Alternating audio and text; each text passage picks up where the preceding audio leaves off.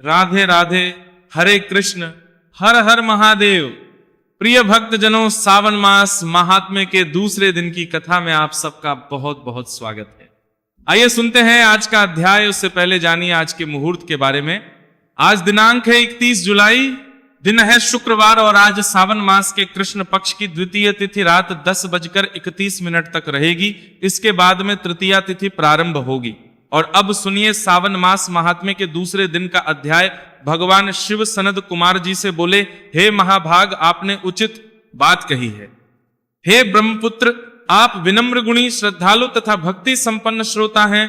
आपने श्रावण मास के विषय में विनम्रता पूर्वक जो कुछ पूछा है तथा जो नहीं भी पूछा है वह सब अत्यंत हर्ष तथा प्रेम के साथ मैं आपको बताऊंगा। द्वेष ना करने वाला सबका प्रिय होता है और आप उसी प्रकार के विनम्र हैं, क्योंकि मैंने आपके अभिमानी पिता ब्रह्मा का 5वां मस्तक काट दिया था तो भी आप उस द्वेष भाव का त्याग कर मेरी शरण को प्राप्त हुए। अतः हे तात, मैं आपको सब कुछ बताऊंगा, आप एकाग्रचित होकर सुनिए।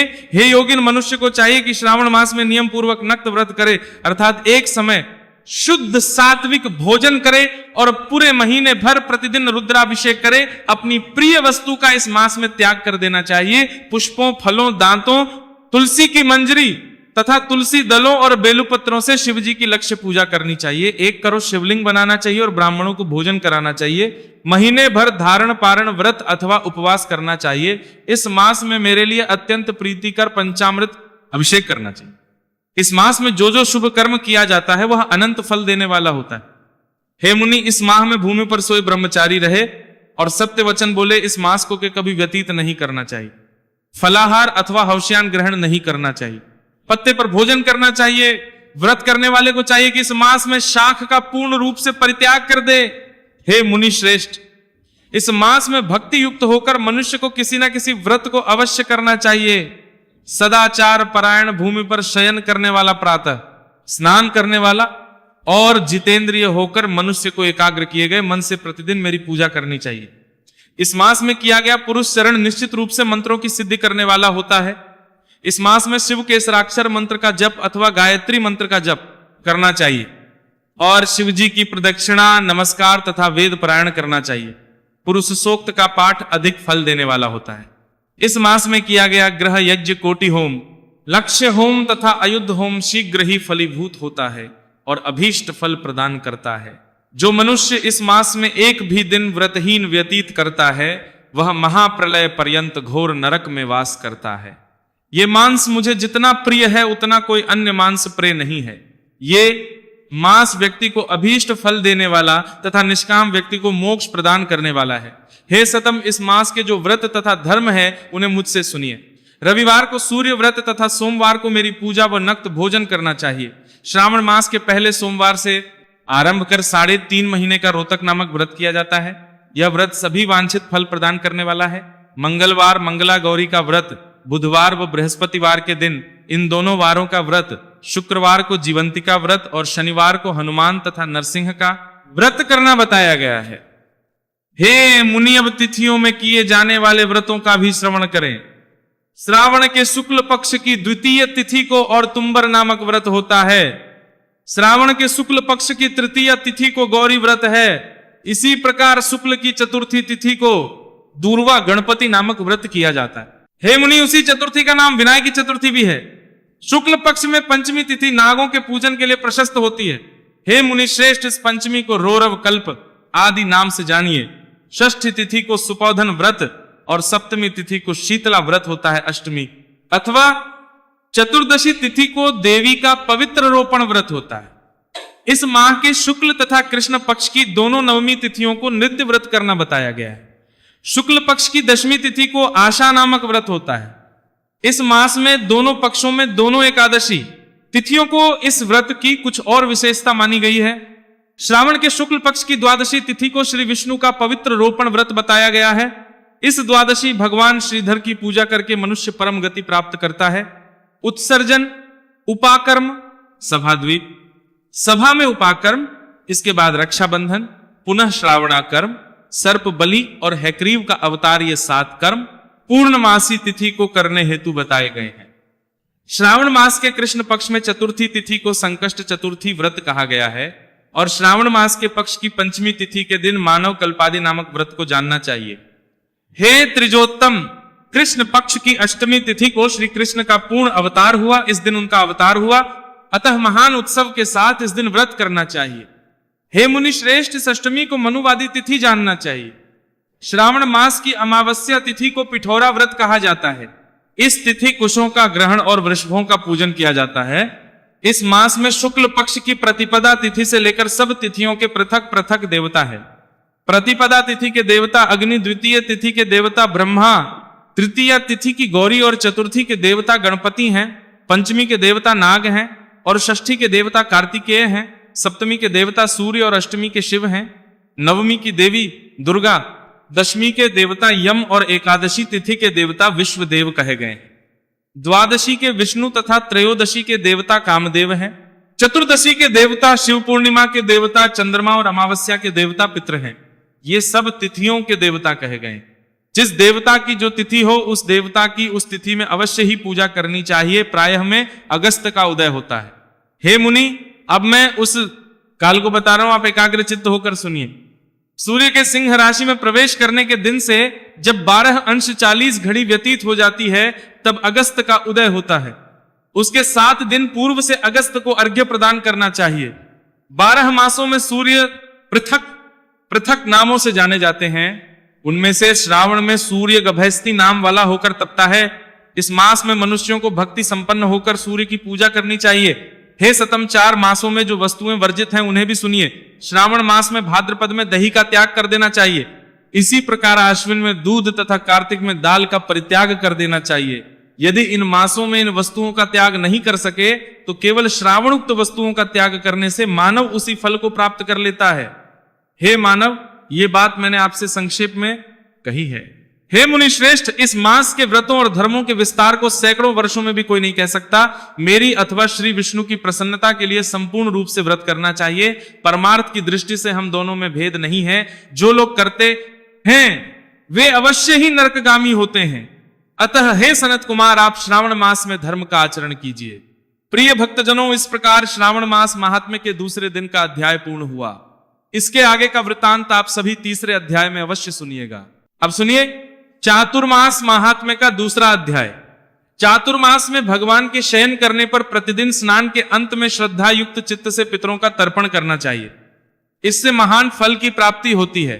नदियों के संगम में स्नान करने के बाद पितरों और देवताओं का तर्पण करके होम जप आदि कर्म करने से अनंत फल की प्राप्ति होती है। पहले भगवान गोविंद का स्मरण करके फिर शुभ कर्मों का अनुष्ठान करना चाहिए। ये भगवान गोविंद ही देवता, पितृ और मनुष्य आदि को तृप्ति देने वाले हैं। चातुर्मास सब गुणों से उत्कृष्ट समय है। उसमें धर्म युक्त श्रद्धा और स्मृति से पवित्र समस्त कर्मों का अनुष्ठान करना चाहिए। सत्संग, ब्राह्मण भक्ति, गुरु, देवता और अग्नि का तर्पण, गौ दान, वेद पाठ, सत्कर्म, सत्य भाषण, गो भक्ति और दान में प्रीति, ये सब सदा धर्म के साधन हैं। भगवान विष्णु के चयन करने पर उक्त धर्मों का साधन और नियम भी महान फल देने वाला होता है। 2 घड़ी भगवान विष्णु का ध्यान और उन निरंजन परमेश्वर के सेवन से 100 जन्मों का पाप भस्म हो जाता है। यदि मनुष्य चौमासे में भक्ति पूर्वक योग के अभ्यास में तत्पर ना हुआ तो निसंदेह उसके हाथ से अमृत कर गया बुद्धिमान। मनुष्य को सदैव मन को संयम में रखने का प्रयत्न करना चाहिए, क्योंकि मन के भली भांति वश में होने से ही पूर्णतः ज्ञान की प्राप्ति होती है। यह बात निश्चय पूर्वक कही जा सकती है। क्षमा के द्वारा मन को वश में करना चाहिए। एकमात्र सत्य ही परम धर्म है। एक सत्य ही परम तप है। केवल सत्य ही परम ज्ञान है और सत्य में ही धर्म की प्रतिष्ठा है। अहिंसा धर्म का मूल है, इसलिए उस अहिंसा को मन, वाणी और क्रिया के द्वारा आचरण में लाना चाहिए। पराय धन का अपहरण और चोरी आदि पाप कर्म सदा सब मनुष्यों के लिए वर्जित हैं। चातुर्मास में इनसे विशेष रूप से बचना चाहिए। ब्राह्मण तथा देवता की संपत्ति का विशेष रूप से त्याग करना चाहिए। ना करने योग्य कर्मों का आचरण विद्वान पुरुषों के लिए सदैव त्याज है। नारद जो संपूर्ण कार्यों में निष्काम भाव से प्रवृत्त होता है, जिसमें अहम बुद्धि का अभाव है, जो बुद्धि के नेत्रों से ही देखता है, ऐसा पुरुष ही महाज्ञानी और योगी है।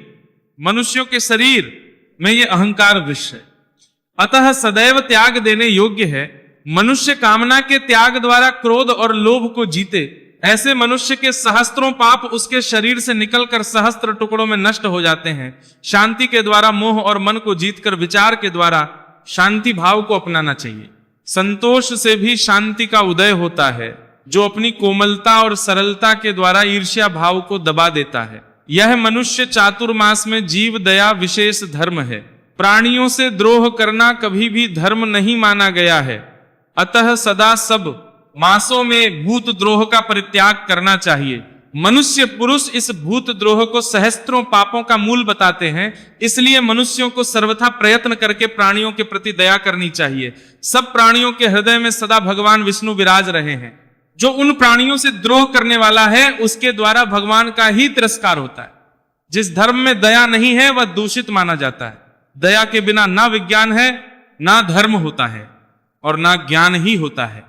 अतः सब प्राणियों के प्रति आत्मभाव रखकर सबके प्रति दया करना सनातन धर्म है, जो सब पुरुषों के द्वारा सदा सेवन करने योग्य है। इस प्रकार चातुर्मास महत्व का दूसरा अध्याय पूर्ण हुआ। इसके आगे का वृतांत आप सभी कल सुनिएगा। अब सुनिए सीता की कहानी। ये कहानी सीता माता कहती थी और भगवान श्री राम इसे सुना करते थे। एक दिन भगवान को किसी काम के लिए बाहर जाना पड़ गया, तो सीता माता कहने लगी कि भगवान मेरा तो 12 वर्ष का नित्यनेम नित्य नियम है, अब आप बाहर जाएंगे तो मैं अपनी कहानी किसे सुनाऊंगी। श्री राम ने कहा कि तुम कुएं की पाल पर जाकर बैठ जाना और वहां जो औरतें पानी भरने आएंगी उन्हें अपनी कहानी सुना देना। सीता माता कुएं की पाल पर जाकर बैठ जाती हैं। एक स्त्री आई, उसने रेशम की जरी की साड़ी पहन रखी थी और सोने का घड़ा ले रखा था। सीता माता उसे देख कहती हैं कि बहन मेरा 12 वर्ष का नित्यनेम सुन लो। पर वह स्त्री बोली कि मैं तुम्हारा नित्यनेम सुनूंगी तो मुझे घर जाने में देर हो जाएगी और मेरी सास मुझसे लड़ेगी। उसने कहानी नहीं सुनी और चली गई। उसकी रेशम जरी की साड़ी फट गई, सोने का घड़ा मिट्टी के घड़े में बदल गया। सास ने देखा तो पूछा कि ये किसका दोष अपने सिर लेकर आ गई है। बहू ने कहा कि कुएं पर एक औरत बैठी थी, उसने कहानी सुनने के लिए कहा लेकिन मैंने सुनी नहीं, जिसका यह फल मिला। बहू की बात सुनकर अगले दिन वही साड़ी और घड़ा लेकर सास कुएं की पाल पर गई। सास को वही माता सीता बैठी मिली तो माता सीता ने कहा कि बहन मेरी कहानी सुन लीजिए। सास बोली कि एक बार छोड़, मैं तो 4 बार कहानी सुन लूंगी।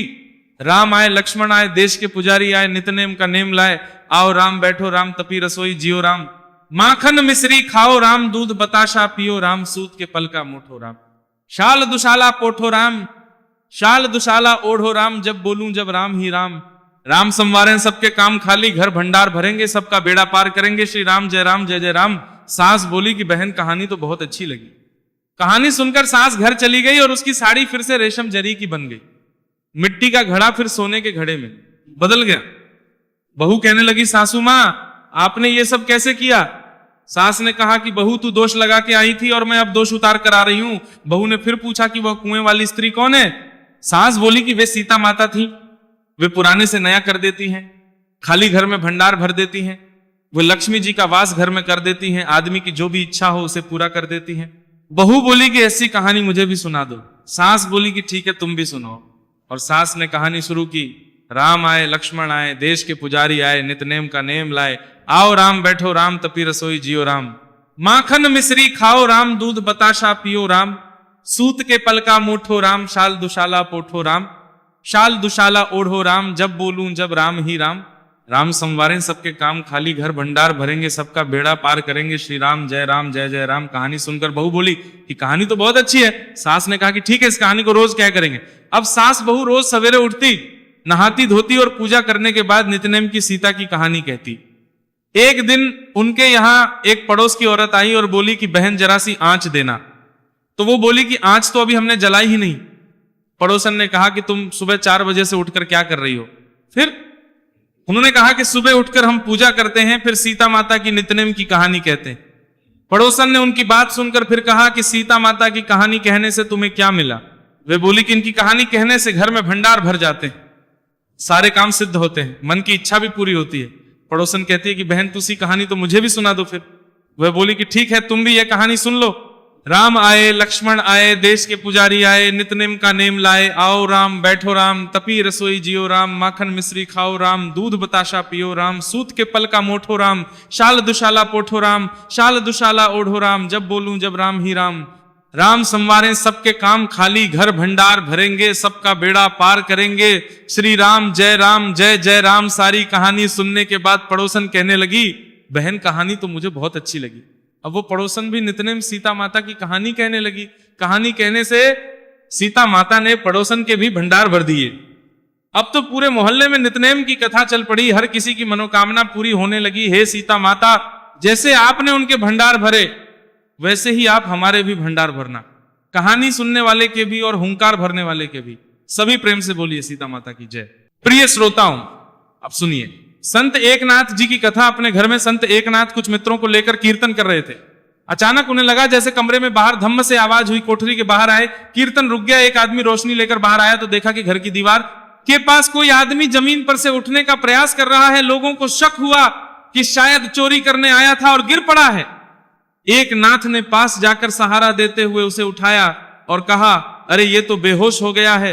बरामदे में लाकर उसके मुंह पर पानी छिड़कने और हवा करने पर उसे होश आया। एक नाथ जी ने पूछा, तुम कौन हो भाई, कहां रहते हो? उस व्यक्ति ने बताया, मुझे बहुत जोर की भूख लगी है, पहले कुछ खिलाइए तब मैं सारी बात बताऊंगा। एक नाथ जी ने अपनी पत्नी से कहा, प्रसाद के लिए खीर बनाई हो, जरा लेती आओ। एक नाथ जी ने अपने हाथ से उस व्यक्ति को खीर खिलाई। थोड़ा स्वस्थ होने पर वह कहने लगा, मैं वास्तव में चोर हूं, मुझे सजा हो गई थी। इधर कुछ दिनों से मुझे ठीक से भोजन नहीं दिया जा रहा था। यह शीघ्र मर जाएगा समझकर आज मुझे जेल से बाहर निकाल दिया गया। आपके यहां गाने बजाने की आवाज सुनकर भोजन मांगने आया तो कमजोरी के कारण गिर पड़ा। एकनाथ जी, कहां कोई बात नहीं, अब तुम आराम करो, मैं तुम्हारे लिए वैद्य जी के यहां से दवा लेकर आता हूं। दूसरे दिन एकनाथ जेल खाने के अधिकारी से मिले। सारी बातें सुनने के बाद जेलर ने कहा, आप संत हैं, आपकी तो बात ही निराली है, लेकिन एक चोर के प्रति इतनी हमदर्दी बिल्कुल अच्छी बात नहीं है। जेल अधिकारियों की बदनामी ना हो इसलिए सजा पूरी करने के पहले मैंने छोड़ दिया, अब वो आजाद है।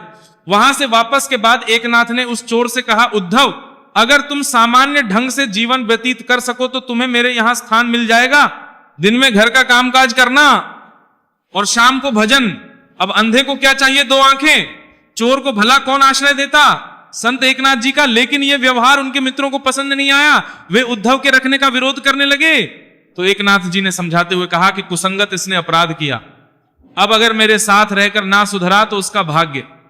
कुछ दिनों बाद लोगों ने देखा कि उद्धव पूर्ण रूप से साधु प्रकृति हो गया है। चंदन वृक्ष के आसपास स्थित वृक्ष भी सुगंधित हो ही जाते हैं। एक अरसे से नित्य शाम को एकनाथ जी के घर कीर्तन होता था। पड़ोसियों के अलावा अन्य लोग भी इस आयोजन में भाग लेते थे। इनमें रनिया नाम का एक व्यक्ति था। कभी किसी अपराध के कारण पति पत्नी दोनों जाति च्युत कर दिए गए थे। इन्हें अपने को जाति से बाहर कर रहे थे। होने का बड़ा कष्ट था। एक दिन एक नाथ जी ने कहा, प्रभु के दरबार में तो सब एक हैं, ना कोई छोटा और ना कोई बड़ा है, ना कोई नीच है ना ऊंच है, ये सारे प्रपंच तो हमारे ही द्वारा बनाए गए। रणनीया पर इस प्रवचन का बड़ा प्रभाव पड़ा। उसने सोचा जब संत जी के ये विचार है तब तो वे हमारा आमंत्रण भी अवश्य स्वीकार करेंगे। इस विश्वास के एक दिन एकनाथ जी के यहां कीर्तन के समय उसने अपनी इच्छा प्रकट कर दी। संत एकनाथ जी ने तुरंत उसके आमंत्रण को स्वीकार कर लिया। कीर्तन में आए लोगों की जबानी ये बात चारों ओर फैल गई। संत एकनाथ की प्रसिद्धि से स्थानीय कट्टरपंथी लोग चिढ़ते थे। इस समाचार से उन्हें प्रसन्नता हुई। वे रणनीया और एकनाथ जी के मकान पर नजर रखने लगे ताकि रंगे हाथ पकड़ा जाए और उन्हें भी जाति से बाहर कर दिया जाए। लेकिन वही मेरे मन कुछ और हैं और कर्ता के मन कुछ और। कट्टरपंथियों ने देखा कि उस दिन एकनाथ अपने घर से ही नहीं निकले बल्कि अपने घर पर ही भोजन करते रहे। उधर रणनीया के घर पहरा देने वालों ने देखा कि पता नहीं किधर से एकनाथ आ गए और उसके यहां भोजन कर रहे हैं। दोनों जगह पर एकनाथ जी एक ही समय पर भोजन कर रहे थे। बाद में जब एकनाथ जी से किसी ने पूछा यह चमत्कार हुआ, तब एकनाथ जी ने कहा, यह सब भगवान पांडुरंग की कृपा से हुआ है। यदि हम ईश्वर के ऊपर अपना भार छोड़ दे तो वह कठिनाइयों में अवश्य सहारा देगा। वो अपने भक्तों की सेवा उसी सहारा के साहस करके शान देखने के लिए जहां प्रकार करता है, जिस तरह कृष्ण ने सारथी बनकर अर्जुन की थी। दक्षिण भारत में पंढरपुर की गणना महान तीर्थ स्थलों में की जाती है। विठोबा विग्रह को लोग साक्षात भगवान मानते हैं। संत ज्ञानेश्वर नामदेव, तुकाराम आदि संत विठोबा के उपासक थे। दक्षिण के विजयनगर के राजा वीर नरसिंह का सौतेला भाई कृष्ण राय जब अपने भाई के निधन के बाद राजा बना तो वह दक्षिण के छोटे छोटे राज्यों से ही नहीं बल्कि महमूद द्वितीय की सेना से भी लड़ता रहा। स्वभाव से कट्टर धार्मिक होने के कारण उसने अपनी राजधानी में अनेक मंदिर और गोपुरम बनवाए। लेकिन दो कार्य उसने गलत किए। उदयगिरी से बालकृष्ण तथा पंढरपुर से विठोबा की मूर्ति उठाकर विजयनगर ले गया। पंढरपुर से विठोबा की मूर्ति चले जाने के कारण वहां के नागरिक क्षुब्ध हो गए। परम भागवत भानुदास को कृष्ण राय का यह अनाचार सहन नहीं हुआ। उन्होंने प्रतिज्ञा की कि वे अपने आराध्य विठोबा को पंढरपुर लाएंगे। प्राणों की बाजी लगाकर एक दिन आखिरकार वे विठोबा को ले ही आए। इस प्रकार वे इतिहास में अमर हो। भानुदास के पुत्र चक्रपाणी अपने युग के प्रकांड विद्वान और संत थे। चक्रपाणी के पौत्र संत एकनाथ जी का जन्म सन 1533 ईस्वी के मूल नक्षत्र में हुआ था। मूल नक्षत्र में जन्म लेने वाली संतान माता पिता के लिए घातक होती है। एकनाथ जी के जन्म लेने के कुछ ही दिनों के भीतर उनके माता पिता की मृत्यु हो गई। फलस्वरूप चक्रपाणी को अपने पौत्र का पालन पोषण करने के लिए विवश होना पड़ा। वंश में सभी जिसका प्रभाव एकनाथ जी पर पड़ा। धार्मिक कथाओं में रुचि, पूजन, मंदिर दर्शन, हरि कीर्तन में एकनाथ बराबर भाग लेते थे। स्मरण शक्ति तीव्र होने के कारण शिक्षा में प्रगति करते गए। कहा जाता है कि एकनाथ जी जब 12 वर्ष के हुए तब एक दिन उन्हें शिव मंदिर में देववाणी सुनाई दी, तुम देवगढ़ चले जाओ, तुम्हारे भावी गुरु जनार्दन स्वामी वहां रहते हैं, वे तुम्हें दीक्षा देंगे। इस देव सुनकर वे एक दिन चुपचाप बिना किसी को बताए देवगढ़ के लिए रवाना हो गए। पंढरपुर से देवगढ़ लगभग 63 मील दूर था। उन्होंने पैदल तय किया। जनार्दन स्वामी के पास जाकर एकनाथ जी ने साष्टांग प्रणाम करने के बाद अपने आने का उद्देश्य बताया। एकनाथ जी की इच्छा सुनकर जनार्दन स्वामी बड़े प्रसन्न हुए और उन्हें शिष्य के रूप में अपना लिया। जनार्दन स्वामी मुसलमान शासकों की ओर से वहां के किले के अधिकारी थे। प्रत्येक को शासन की ओर से अवकाश दिया जाता था। उस दिन जनार्दन स्वामी दत्तात्रेय भगवान की आराधना करते थे। एकनाथ जी अपने गुरु की सेवा में लगभग 6 वर्ष तक रहे।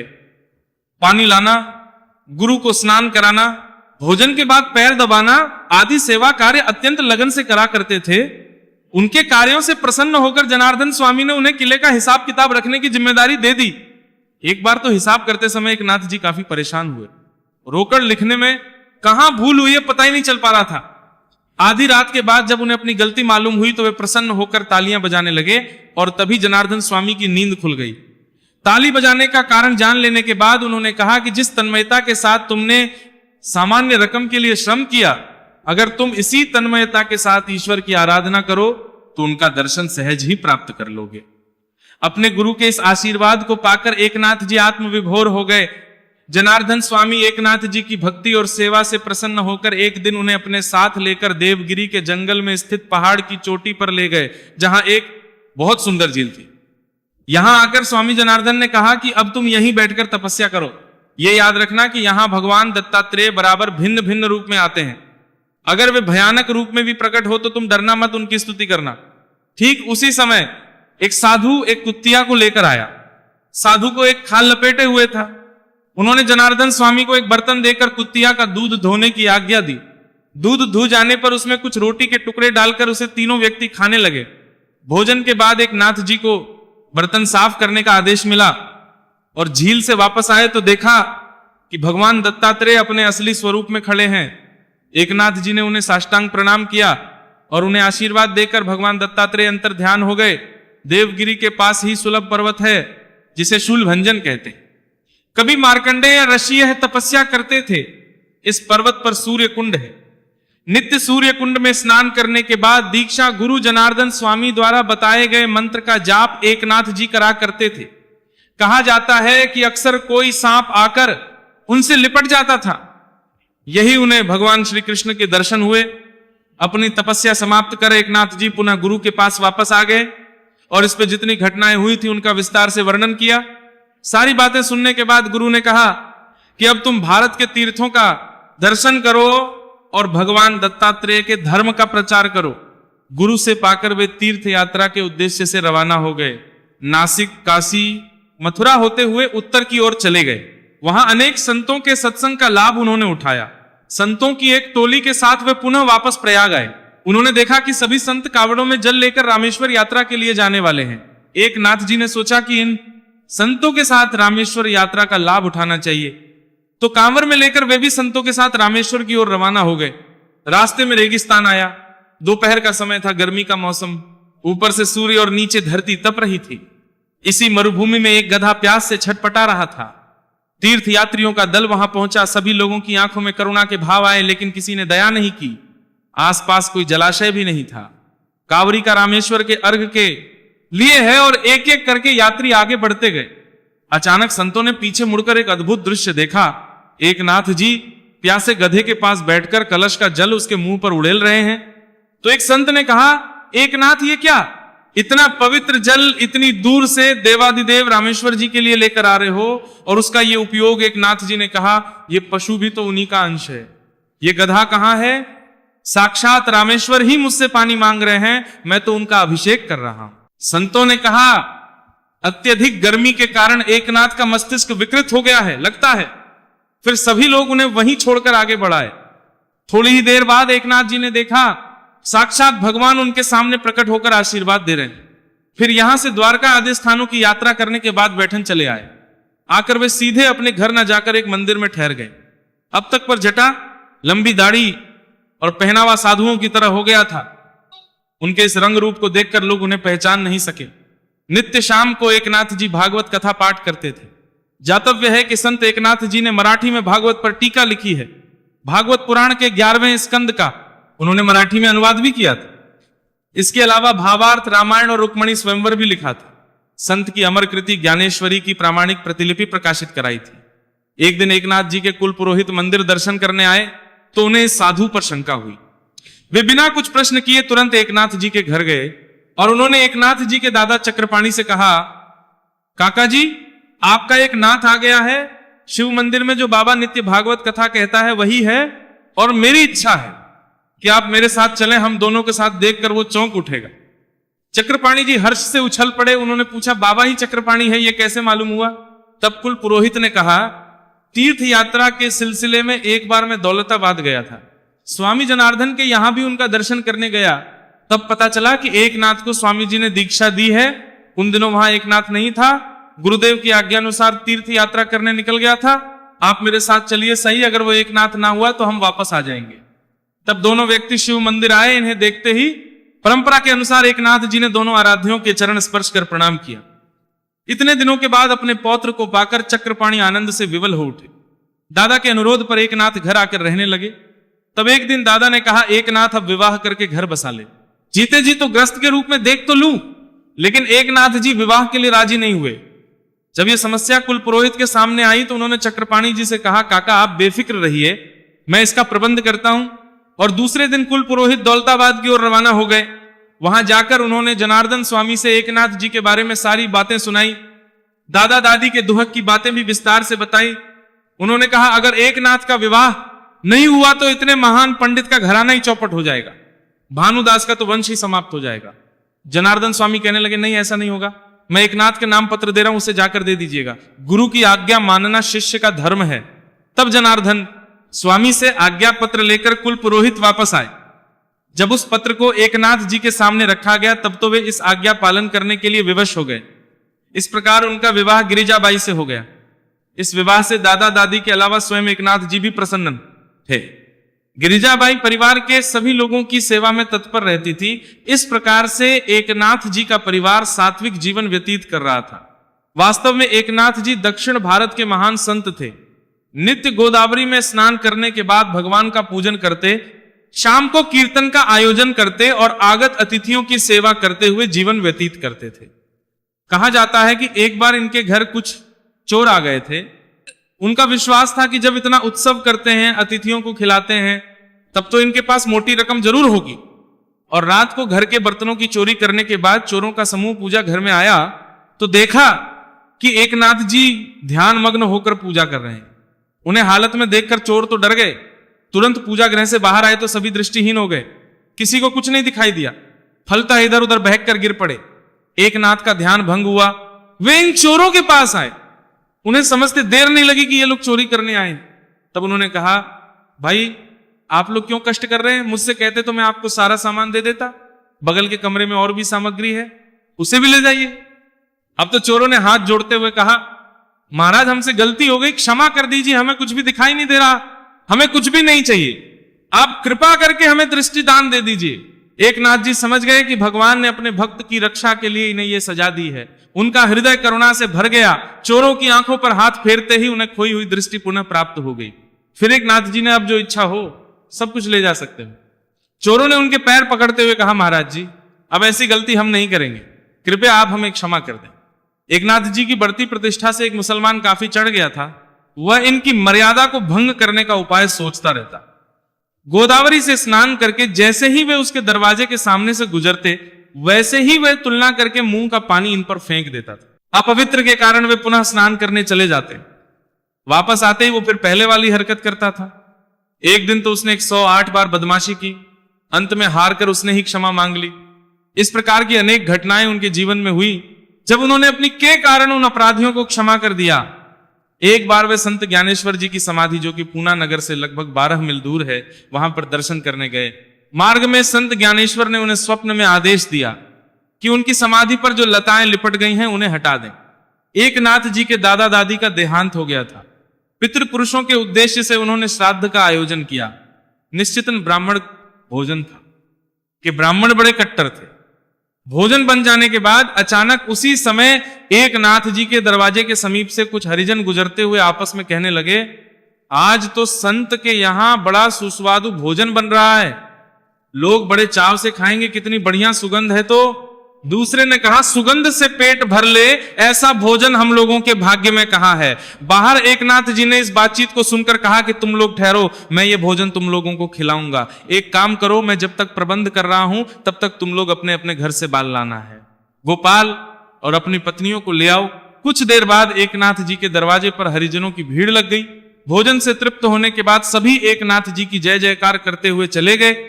उद्धव के सहयोग से घर की सारी सफाई करने के बाद पुनः ब्राह्मण भोजन के लिए पकवान बनाए गए। अब जब निश्चित समय पर ब्राह्मण लोग आए, तब उन्हें पता चला कि ब्राह्मण भोजन के पहले ही एक नाथ जी ने हरिजन भोजन कराया है। इस समाचार को सुनते ही सभी लोग भयंकर रूप से क्रोधित हो गए। एक प्रकार तो ये उनका घोर अपमान था।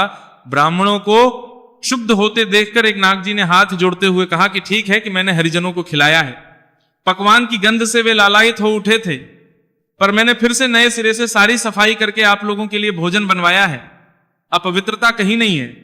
पंडितों ने कहा, ये कहते हुए तुम्हें लज्जा नहीं आ रही? पितृपुरुषों के श्राद्ध में ब्राह्मणों को भोजन कराया जाता है या फिर को?